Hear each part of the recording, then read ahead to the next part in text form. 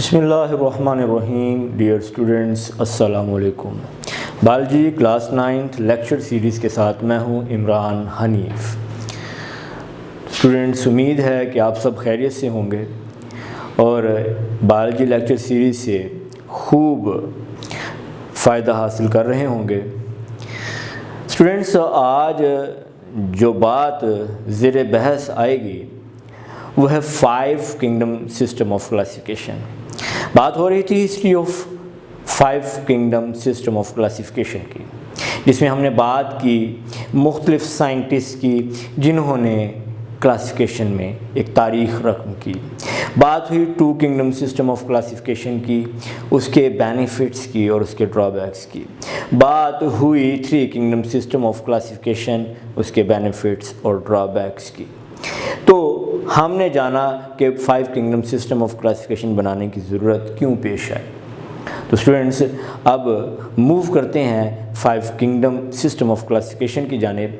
तो 5 kingdom system of classification के हवाले से ई चैटन, ये वो साइंटिस्ट थे जिन्होंने प्रोकैरियोटिक और यूकैरियोटिक की टर्म इंट्रोड्यूस करवाई। प्रोकैरियोटिक यानी वो जानदार जिनके सेल में न्यूक्लियस नहीं पाया जाता, यूकैरियोटिक वो जानदार जिनके सेल में न्यूक्लियस पाया जाता है। यानी वो मसला जो 2 किंगडम सिस्टम ऑफ क्लासिफिकेशन से, जो 3 किंगडम सिस्टम ऑफ क्लासिफिकेशन से चला आ रहा था, 5 किंगडम सिस्टम में ये मसला हल हो गया। प्रोकैरियोट्स को एक अलहदा ग्रुप में रख दिया गया, जबकि यूकैरियोट्स में एक अलहदा ग्रुप में रख दिया गया। यानी डिफ्रेंशिएट किया गया जानदारों को on the basis of absence और प्रेजेंस ऑफ न्यूक्लियस। जी स्टूडेंट्स, यहाँ पर बात होगी रॉबर्ट वाइटेकर की। रॉबर्ट वाइटेकर यही वो साइंटिस्ट हैं जिन्होंने 5 किंगडम सिस्टम की बुनियाद रखी। तो रॉबर्ट वाइटेकर ने 5 kingdom system of classification propose किया, तजवीज़ दी और उसकी बुनियाद 2 मेन फीचर्स के ऊपर रखी गई। एक है सेलुलर ऑर्गेनाइजेशन और दूसरा है modes of nutrition. Cellular organization यानी कि सेल की अरेंजमेंट। अब सेल की अरेंजमेंट के हवाले से 2 मेन कैटेगरीज हैं, प्रोकैरियोट्स और यूकैरियोट्स में। प्रोकैरियोट्स में यूनिसेलुलर। अब जो यूनिसेलुलर हैं, कुछ जो प्रोकैरियोट्स हैं वो कॉलोनीज की फॉर्म में भी एग्जिस्ट करते हैं और कुछ जो प्रोकैरियोट्स हैं वो चेन्स की फॉर्म में एग्जिस्ट करते हैं। इसी तरह से प्रोकैरियोट्स यूनिसेलुलर, चेन्स और कॉलोनीज की फॉर्म में एग्जिस्ट करते हैं।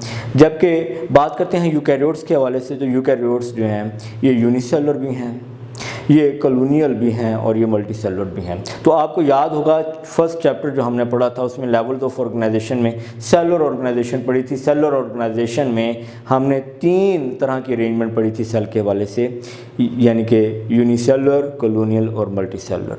तो सेलुलर ऑर्गेनाइजेशन में 2 तरह के सेल्स की जो है वो अरेंजमेंट हमने पढ़ी। मुख्तलिफ मेथड्स हैं अरेंजमेंट के ऑर्गेनाइजेशन के, लेकिन टाइप्स जो हैं वो 2 हैं, प्रोकैरियोट्स और यूकैरियोट्स।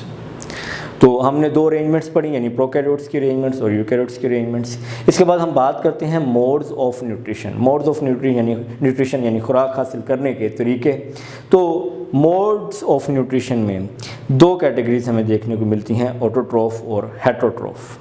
स्टूडेंट्स, ऑटोट्रोफ जो अपनी खुराक खुद तैयार करते हैं, उनमें फोटोसिंथेसिस का अमल होता है, या फोटोसिंथेसिस के अलावा भी कुछ प्रोसेस हैं जो अभी इस लेवल पर डिस्कस नहीं करेंगे, यहीं पर सिर्फ बात होगी फोटोसिंथेसिस की। तो ऑटोट्रोफ्स जो कि फोटोसिंथेसिस के ज़रिए अपनी खुराक खुद तैयार करते हैं, और हेटरोट्रोफ्स जो अपनी खुराक खुद तैयार नहीं कर सकते, ये दूसरे जानदारों से खुराक हासिल करते हैं। अब हेटरोट्रोफ्स में कुछ जानदार ऐसे हैं जो खुराक को पहले डाइजेस्ट कर देते हैं, स्मॉल मॉलिक्यूल्स में कन्वर्ट कर देते हैं और उसको एब्जॉर्ब कर लेते हैं, यानी कि फंजाई। और दूसरी कैटेगरी हेटरोट्रोफ्स की वो है जो खुराक को निगल जाते हैं, अपनी बॉडी के अंदर लेके आते हैं, कैविटी के अंदर, बॉडी के अंदर ख़ास जगह में, जैसे डाइजेस्टिव सिस्टम है, स्टमक है, उसके अंदर इस फूड को डाइजेस्ट करते हैं। यानी पहले इनजेशन यानी बॉडी के अंदर फूड का आना और उसके बाद डाइजेशन। तो अगर एब्जॉर्प्शन हो रही है डाइजेस्टेड फूड की, यानी फूड पहले डाइजेस्ट की और फिर एब्जॉर्ब हुई, तो ये फंजाई है। और अगर पहले फूड खाई जा रही है फिर डाइजेस्ट की जा रही है तो दीज आर एनिमल्स।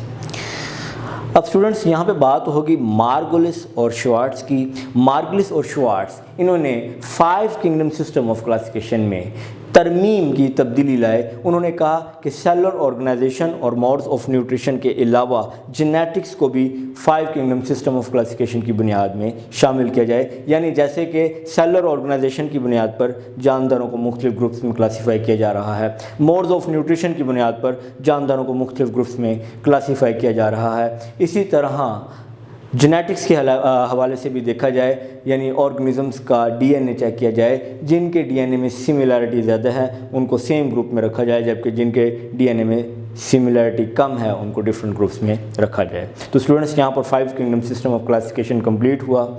अब हम नेक्स्ट टॉपिक में पढ़ेंगे 5 किंगडम्स, लेकिन 5 किंगडम्स से पहले आपको स्टेटस ऑफ वायरस जो है वो बताता जाऊँ। अब वायरस जो है उसको ए सेलुलर कंसिडर किया जाता है, यानी वायरस को सेल कंसिडर नहीं किया जाता, वायरस सेल के ऊपर मुश्तमिल नहीं है।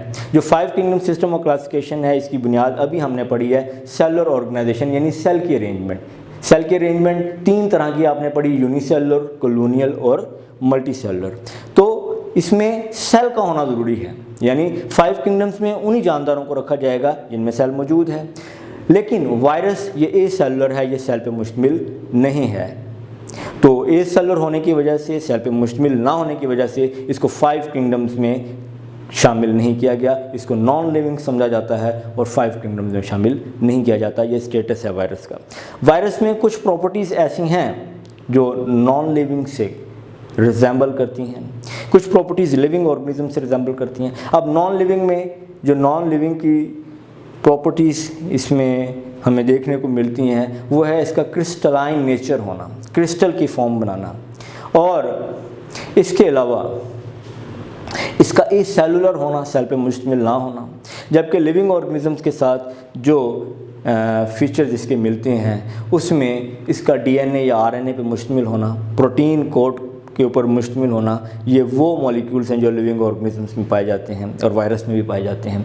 इसके अलावा वायरस खुद तो रिप्रोड्यूस नहीं कर सकता, लेकिन किसी लिविंग होस्ट में, किसी सेल के अंदर ये रिप्रोड्यूस कर सकता है। और तीसरी इसकी प्रॉपर्टी ये है कि वायरस जो है ये इन्फेक्शंस, ये डिजीज़ जो है ये फैला सकता है। It can cause infections, it can cause diseases. तो स्टेटस हमने पढ़ लिया है, ए सेलुलर होने की वजह से, सेल पे मुश्तमिल ना होने की वजह से इसको नॉन लिविंग कंसीडर किया जाता है और 5 किंगडम में शामिल नहीं किया जाता। तो आज के लिए इतना ही। अपना ख्याल रखें, दुआओं में याद रखें। अस्सलाम वालेकुम, अल्लाह हाफिज़।